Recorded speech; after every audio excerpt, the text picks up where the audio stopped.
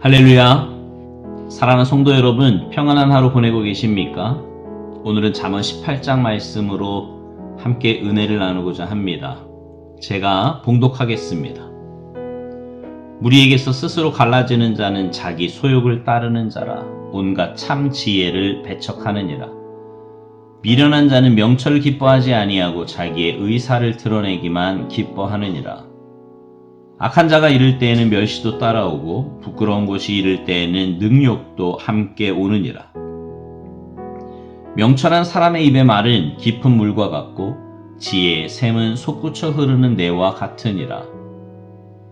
악인을 두둔하는 것과 재판할 때에 의인을 억울하게 하는 것이 선하지 아니하니라.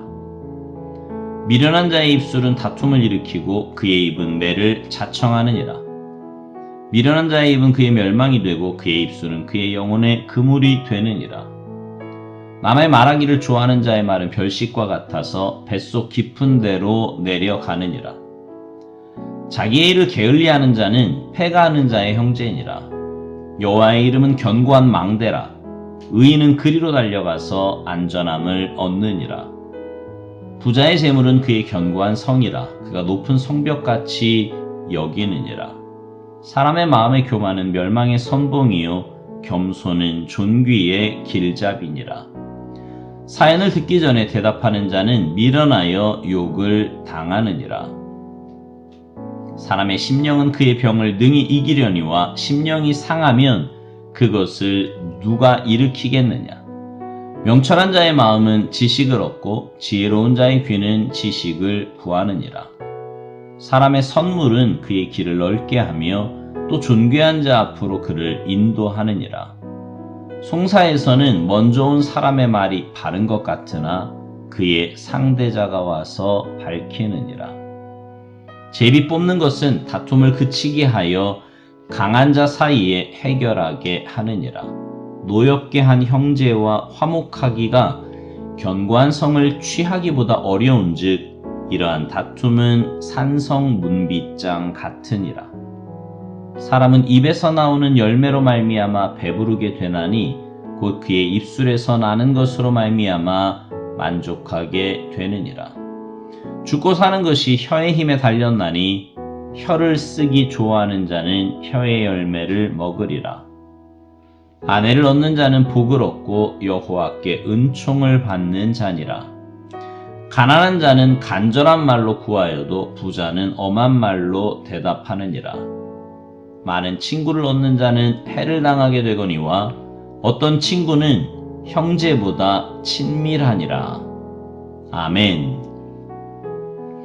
오늘 본문 17절에 보면 이런 말씀이 있어요. 송사에서는 먼저 온 사람의 말이 바른 것 같으나 그의 상대자가 와서 밝히느니라.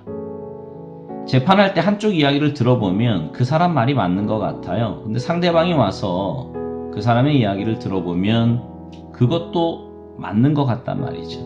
그러니까 한쪽 이야기만 들으면 낭패를 당할 수밖에 없고 양쪽 이야기를 다 들어야 진실이 밝혀진다는 말입니다.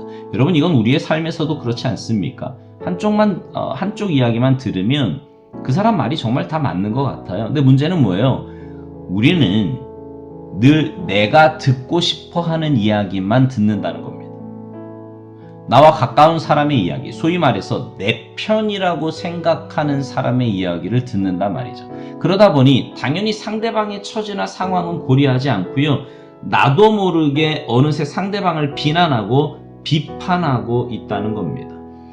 여러분, 이건 우리 그리스도인이 절대로 가져서는 안 되는 모습이에요. 가만 보면 나와 좀 가까운 사람이 이야기를 하면 그 말에 붙잡혀서 앞뒤 재지 않고 판단의 말부터 하는 사람들이 많이 있습니다. 그러나 여러분, 그렇게 말이 앞서다 보면 대가를 반드시 치르게 되어 있어요.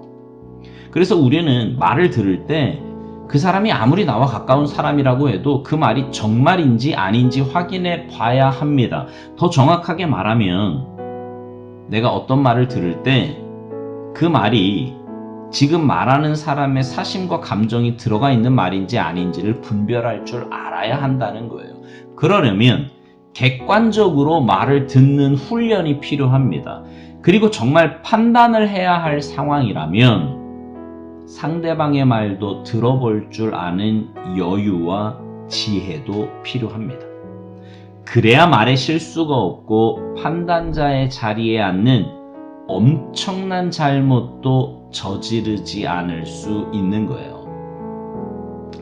여러분 한번 생각해 보세요. 여러분 어떠세요? 나와 가까운 사람이 다른 사람에 대해서 이야기를 하면 혹은 상황에 대해 이야기를 하면 그 이야기를 무조건 받아들이는 편입니까? 아니면 좀 객관적으로 보려고 노력하는 편입니까?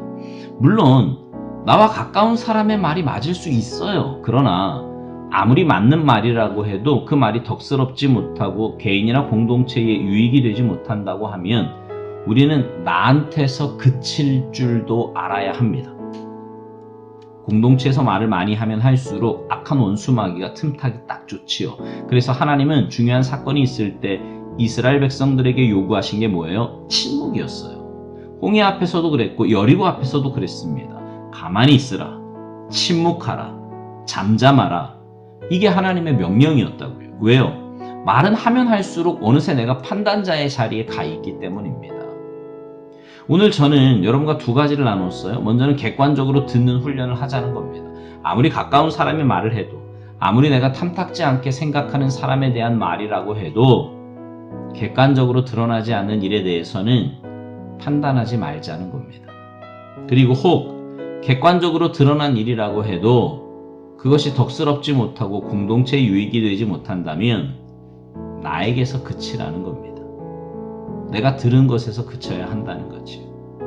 그래야 공동체가 평안하고 하나님의 은혜가 넘쳐나게 되는 겁니다.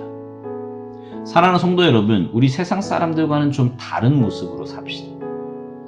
세상 사람들은 하는 게 그거지 않습니까? 편가르고 내 편의 말에 무조건 찬성하고 나와 다른 편에 있는 사람에 대해서 무조건 반대하고 객관적 사실보다는 주관적 감정이 더 중요한 그런 모습이 세상 사람들의 모습 아닙니까? 그러나 우리는 아니잖아요. 우리는 하나님의 자녀들이고 그리스도 안에서 한 지체들이에요. 그리스도 안에서 하나 되지 못한다면 우리는 세상에 하나님이 살아계시다는 것을 보여주는 주님의 도구가 절대로 될 수 없습니다.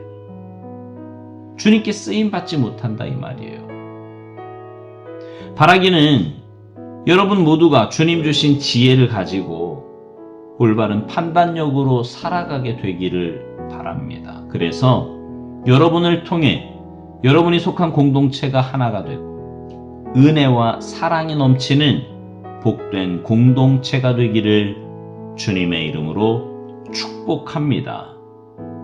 아멘.